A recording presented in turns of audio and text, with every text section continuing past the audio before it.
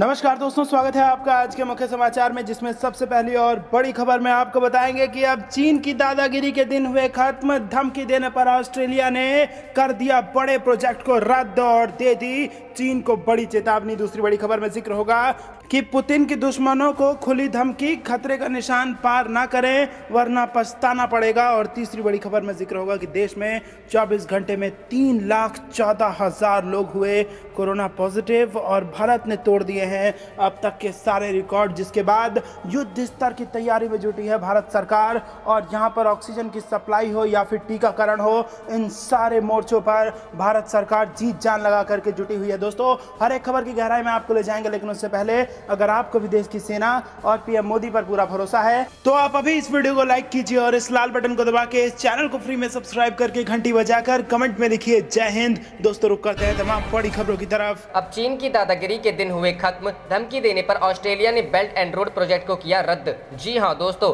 दुनिया भर के देशों से उलझे चीन को अब ऑस्ट्रेलिया ने कड़ा सबक सिखाया है। प्रधानमंत्री स्कॉट मॉरिसन की कैबिनेट ने राष्ट्रीय सुरक्षा को ध्यान में रखकर चीन की महत्वाकांक्षी बेल्ट एंड रोड इनिशिएटिव के 2 समझौते को रद्द कर दिया है।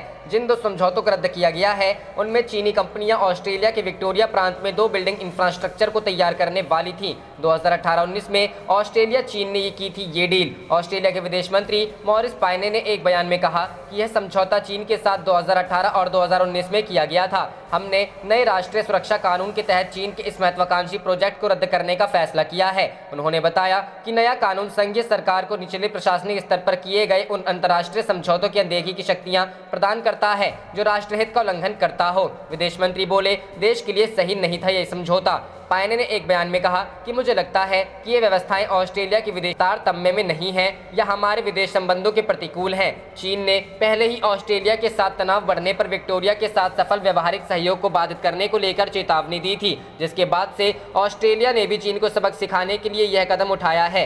नए कानून के तहत ऑस्ट्रेलिया ने की जवाबी कार्रवाई। ऑस्ट्रेलिया ने 2018 में एक राष्ट्रीय सुरक्षा कानून पारित किया था जो घरेलू नीतियों में गुप्त विदेशी दखल को प्रतिबंधित करता है। पेइचिंग ने इन कानूनों को जिनके प्रति चीन के प्रति पूर्वग्रहपूर्ण और चीन ऑस्ट्रेलिया के रिश्तों में जहर घोलने वाला करार दिया है। माना जा रहा है कि इस नए फैसले से ऑस्ट्रेलिया और चीन के बीच तनाव और ज्यादा बढ़ सकता है। रुख करते हैं अगली खबर की तरफ। दुश्मनों को खुली धमकी, खतरे का निशान पार ना करें, पछताना पड़ेगा। जी हां दोस्तों, रूस के राष्ट्रपति व्लादिमीर पुतिन ने पश्चिम को कड़ी चेतावनी देते हुए कहा कि रूसी सुरक्षा हितों को नुकसान होने पर उनका देश तुरंत और सख्त जवाब देगा। पुतिन ने यह चेतावनी राष्ट्र के नाम अपने सालाना संबोधन में दी। उनकी यह टिप्पणी यूक्रेन के पास बड़े पैमाने पर रूसी सैन्य जमावड़े के बीच आई है, जहां रूस समर्थित अलगाववादियों और यूक्रेनी बलों के बीच हाल ही के दिनों में टकराव बढ़ गया है। रेड लाइन पार ना करे कोई। अमेरिका और उसके सहयोगियों ने रूस से अपने सैनिकों को वापस बुलाने का आग्रह किया है। व्लादिमीर पुतिन ने कहा, मुझे उम्मीद है कि रूस के संबंध में कोई भी खतरे के निशान को पार करने की हिम्मत नहीं करेगा।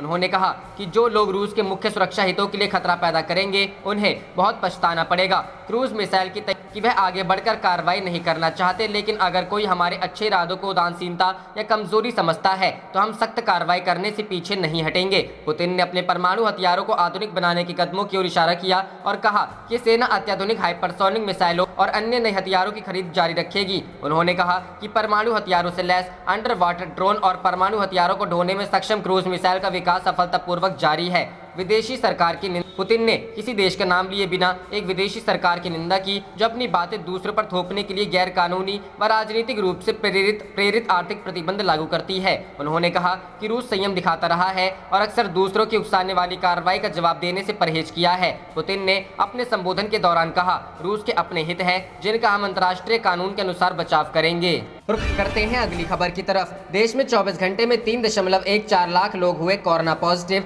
भारत ने तोड़े अब तक के सारे रिकॉर्ड। जी हां दोस्तों, देश भर में कोरोना वायरस से विकराल हालात होते जा रहे हैं। हर दिन कोरोना अपने ही रिकॉर्ड तोड़ रहा है। बुधवार को 24 घंटे में 3,14,835 नए संक्रमित मिले। कोरोना महामारी की शुरुआत से लेकर अब तक एक दिन में संक्रमितों की यह संख्या पूरी दुनिया में सर्वोच्च है। इसके पहले विश्व में एक दिन में सर्वाधिक नए संक्रमित मिलने का रिकॉर्ड अमेरिका के पास था। अमेरिका में 8 जनवरी 2021 को 3,07,570 नए संक्रमित मिले थे, लेकिन अब इस मामले में भारत सबसे आगे निकल गया है। पिछले 24 घंटे में देश में 2,104 लोगों को अपनी जान गंवानी पड़ी। बुधवार को रिकॉर्ड 1,78,841 मरीज ठीक हुए। कोरोना संक्रमण से अब तक 1,84,657 लोगों की मौत हो चुकी है। अब तक कोरोना के कुल संक्रमितों की संख्या बढ़कर 1,59,30,965 हो गई है। देश में अभी 22,91,428 मरीजों का इलाज चल रहा है। यह कुल संक्रमितों की संख्या का 14.3% है। महाराष्ट्र, दिल्ली, उत्तर प्रदेश, मध्य प्रदेश समेत 11 राज्यों में हालात बेकाबू होते जा रहे हैं। इन राज्यों में रिकॉर्ड संख्या में लोग संक्रमित पाए जा रहे हैं। महाराष्ट्र में पिछले 24 घंटे के अंदर 62,097, उत्तर प्रदेश में 29,574, दिल्ली में 28,395,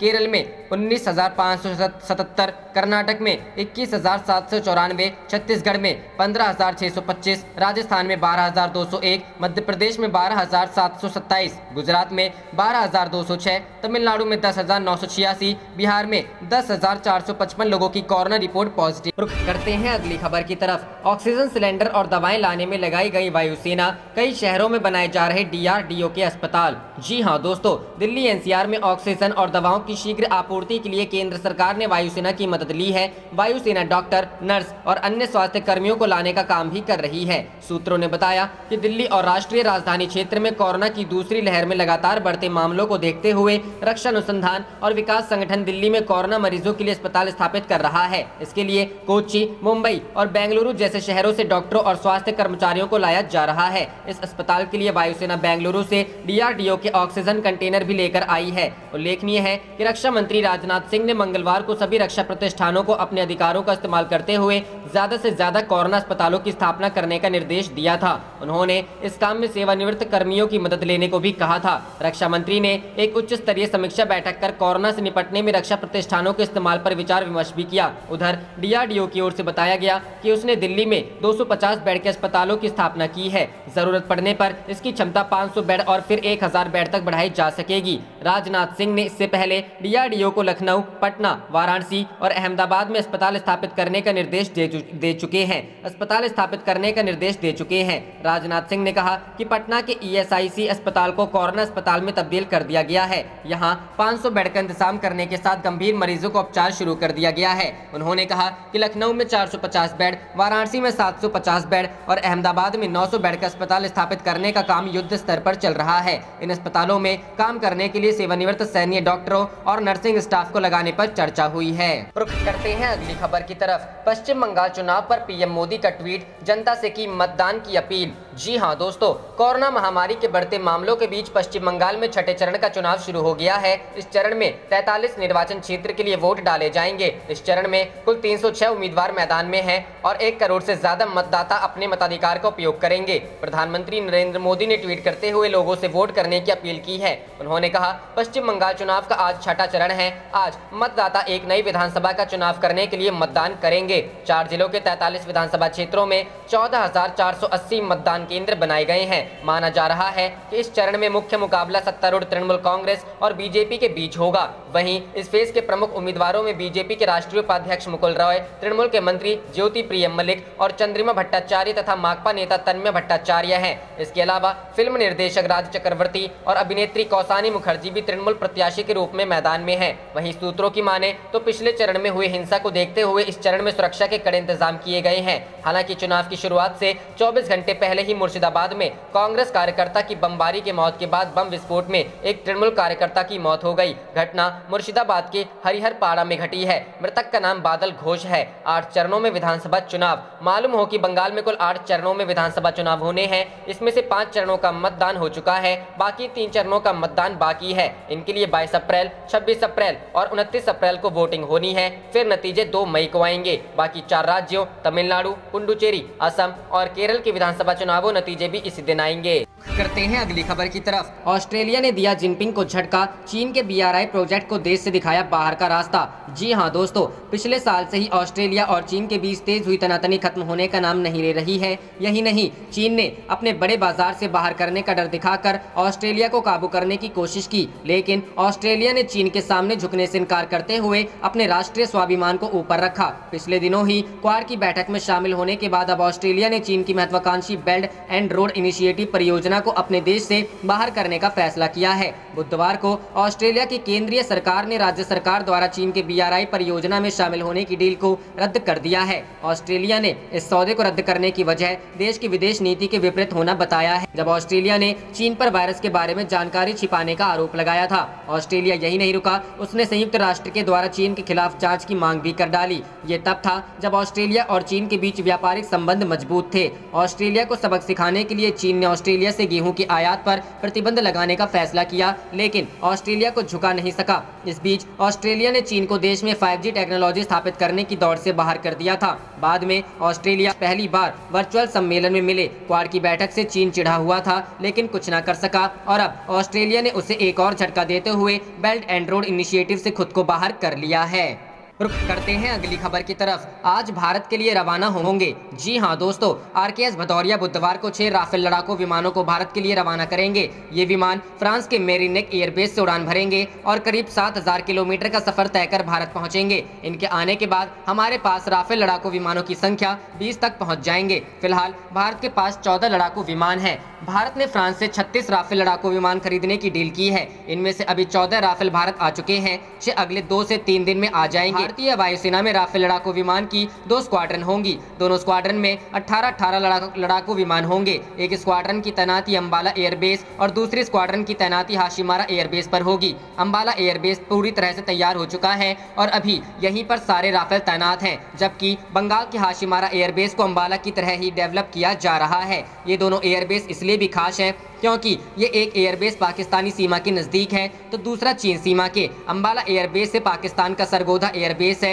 और हाशिमारा एयरबेस से चीन का गरगुंसा एयरबेस नज़दीक पड़ता है। ऐसे में युद्ध के हालात में भारतीय वायुसेना पाकिस्तान और चीन की वायुसेना के खिलाफ तेजी से एक्शन ले सकेगी। UPA 2 के कार्यकाल में भारत सरकार ने फ्रांस के दसॉ एविएशन ने 126 राफेल विमान खरीदने की डील की थी, लेकिन 2015 में मोदी सरकार ने इस डील को कैंसिल कर दिया था। सितंबर 2016 में मोदी सरकार ने दसॉ के साथ एक नई डील की। ये डील 58,891 करोड़ रुपए की थी। इसके तहत फ्रांस से 36 राफेल लड़ाकू विमान खरीदने का समझौता किया गया। वहीं अगर राफेल के खास फीचर्स की बात करें तो इसमें ताकतवर M88 डबल इंजन लगा हुआ है। अगर एक बार इसमें ईंधन भर दिया जाए तो ये लगातार 10 घंटे तक हवा में उड़ान भर सकता है। इतना ही नहीं, इसमें हवा में ही ईंधन भरा जा सकता है। इसके अलावा विमान में हवा से जमीन और हवा से हवा में मार करने वाली मिसाइलों को भी तैनात किया जा सकता है। रुक करते हैं अगली खबर की तरफ। रूस से अमेरिकी राजदूत की वतन वापसी पर उठ रहे सवाल, यूरोप में तनाव और गहराने के आसार। जी हां दोस्तों, रूस और अमेरिका के संबंधों में तनाव गहराने के बीच रूस के लिए अमेरिका के राजदूत ने कहा है